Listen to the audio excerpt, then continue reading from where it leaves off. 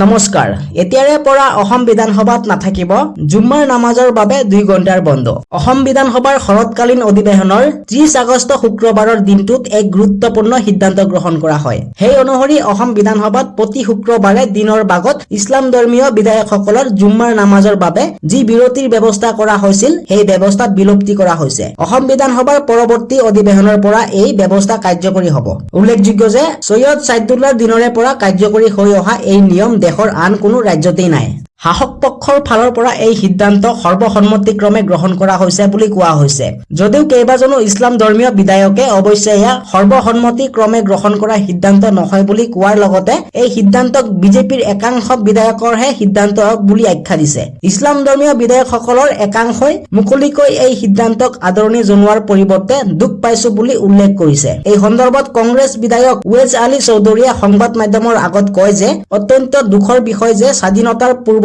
পৰা 1936 চনৰ পৰা এই ব্যৱস্থা চলি আছিল কিন্তু হঠাৎ কি কাৰণে এই ব্যৱস্থা সলনি কৰিবলগীয়া হ'ল হে আমি বুজি পোৱা নাই আমি ইয়াক আদৰণি জনোৱা নাই আমি দুখহে পাইছো ডিঙৰ বিধায়ক আমিনুল ইছলামে এয়া বিজেপিৰ একাংশ বিধায়কৰ সিদ্ধান্ত বুলি উল্লেখ কৰি কয় যে একমাত্ৰ বিজেপিৰ একাংশ বিধায়কে অহিষ্ণুৰ মনোভাৱেৰে মুছলমানসকলক তেওঁলোকৰ সুবিধাৰ পৰা বঞ্চিত কৰি ৰাখিব পাৰিলেই জয়ী হ'ব পাৰো বুলি ভাবি লয় অধ্যক্ষ মহোদয়ে কৈছে মুছলমানসকলৰ বাবে দৈনিক 5 ওয়াক্তৰ নামাজ থাকে কিন্তু সেই 5 ওয়াক্তৰ নামাজ কোনোবাই সময় পালে মছজিদলৈ গৈ জামাতত পঢ়িব পাৰে যদি সময় নাপায় নিজেই নিজৰ মতে পঢ়ি গলেই হয় কিন্তু জুম্মাৰ নামাজ অকলে ঘৰত গৈ পঢ়িলে নহয় এই নামাজ মছজিদলৈ গৈ নিৰ্দিষ্ট সময়ত সকলোৱে জামাততে পঢ়িব লাগে হেয়া শুক্ৰবাৰৰ এই জুম্মাৰ নামাজ আমাৰ বাবে অতি গুৰুত্বপূৰ্ণ ইফালে বিজেপিৰ সভাপতি ভৱেশ কলিতাই কয় যে নিয়মবোৰ সকলোৰে বাবে সমান হৈ থাকিব লাগে কাৰোবাৰ বাবে শুক্ৰবাৰ কাৰোবাৰ বাবে বৃহস্পতিবাৰ বন্ধ হৈ থাকিব নালাগে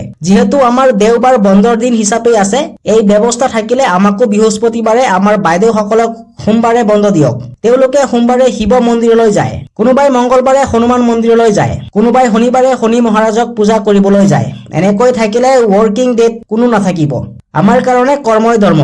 মই যদি বৃহস্পতিবাৰে গৈ নামঘৰত বহি থাকো তেন্তে মোৰ কাম কোনে কৰিব ঠিক তেনেকৈ মই মঙ্গলবাৰে হনুমান চালিসা পঢ়ি থাকো তেন্তে কাম কেনেকৈ হ'ব যিসকল সন্মানীয় ব্যক্তি আছে তেওঁলোকে ৰাতিপুৱা নামাজ পঢ়ি আহিব লাগে যদি ভিডিওটো চাই ভাল লাগিছে তেন্তে এটা লাইক কৰি দিয়ক লগতে আমাৰ চেনেলটো সাবস্ক্ৰাইব কৰিবলৈ নাপাহৰিব ধন্যবাদ